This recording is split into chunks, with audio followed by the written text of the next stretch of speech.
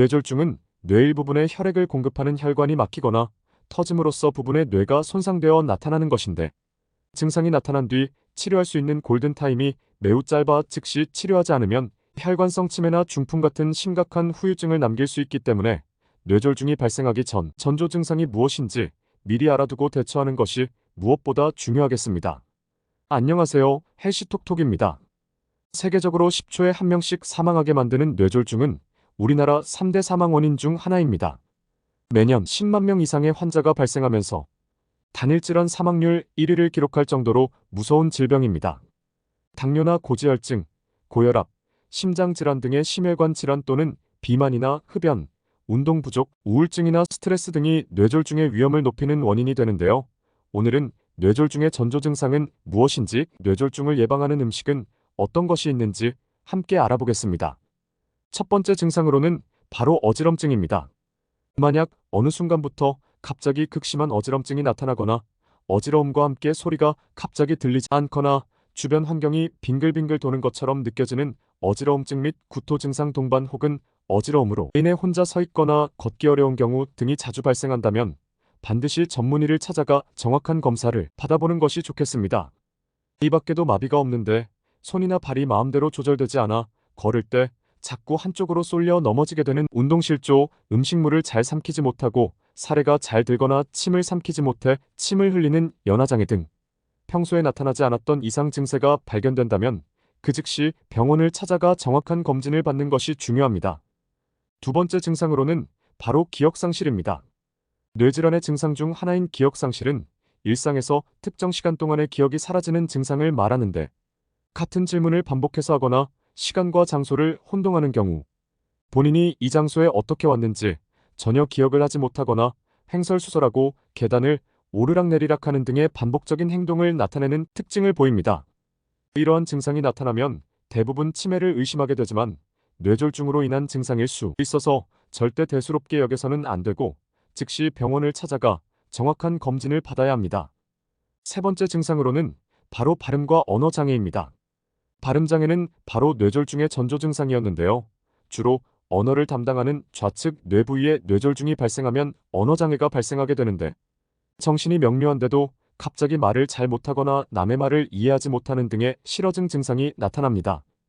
또한 발음이 어눌하고 불명확한 경우, 특히 특정 단어들이 발음되지 않는 경우가 있는데, 입술이나 입모양, 혀의 위치 등 여러 신경들이 협업해서 만들어지는 단어의 발음들이 어렵다면 뇌졸중의 위험이 크다는 신호이기 때문에 이러한 증상이 발견되면 즉시 병원을 찾아가 정확한 검사를 받는 것이 중요합니다. 네 번째 증상으로는 바로 시력, 시야장애입니다. 눈을 통해서 들어온 각종 정보가 다양한 경로를 거쳐 뇌의 후두엽에서 인지되는데, 이 경로 중에 이상이 생길 경우 시야 장애를 유발하게 됩니다. 대표적인 증상으로는 한쪽 눈 또는 양쪽 눈 모두 흐리게 보이거나 겹쳐 보이는 복시현상, 시야의 한 귀퉁이가 어둡게 보이는 증상 등이 있습니다. 특히 이렇게 시력 시야 장애의 경우 증상이 생겼다가 사라지는 경우가 흔하고, 대부분이 노안이나 눈의 피로감으로 인하여 자칫 무심코 지나치는 경우가 많기 때문에 이러한 증상이 나타난다면 반드시 병원을 방문해 정확한 검사를 받아야 합니다. 다섯 번째 증상으로는 바로 마비, 감각장애입니다. 가장 흔한 뇌졸중 유형인 뇌경색에서는 뇌 조직이 손상되어 영향을 받는 부위에 따라 다양한 마비 증상이 나타나는데, 일반적으로는 마비가 한쪽 몸통에만 나타나며 얼굴이나 팔, 다리 등의 일부분 또는 전신에서 증상이 나타납니다.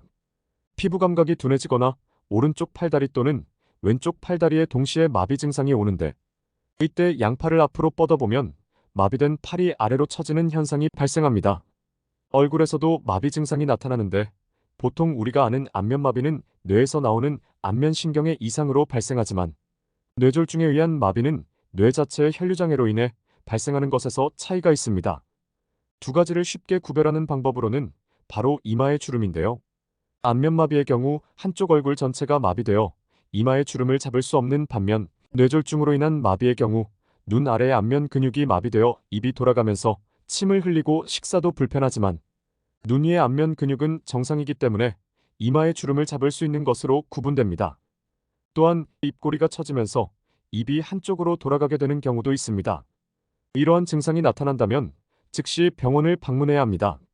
이렇게 뇌졸중을 비롯한 심내혈관계 질환들은 입속으로 들어가는 음식들도 매우 중요한데요.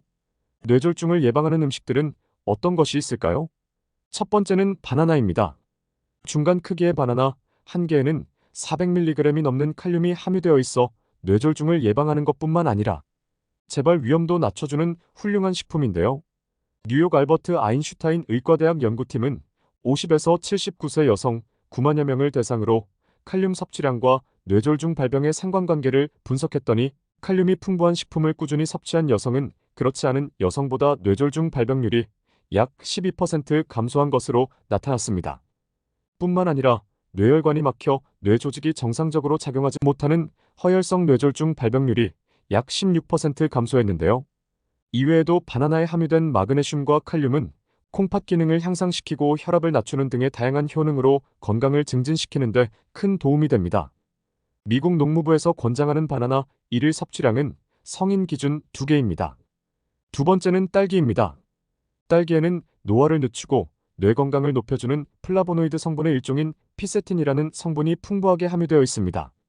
영국 이스트잉글리아 대학교의 연구 결과에 의하면 딸기를 비롯한 블루베리, 라즈베리 등에 함유된 안토시아닌을 하루 권장 섭취량만큼만 먹어도 심내혈관계 질환으로 인한 사망 위험을 최대 40%까지 낮춰주는 것으로 나타났습니다.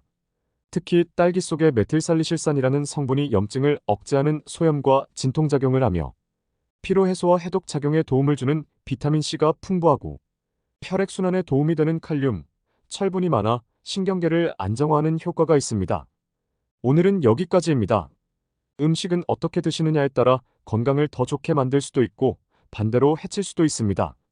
좋은 건 꼭 챙기시고 더 나은 방법으로 조리해서 건강하게 드셔서 중대한 질환으로부터 우리 몸을 잘 지켜내셨으면 좋겠습니다.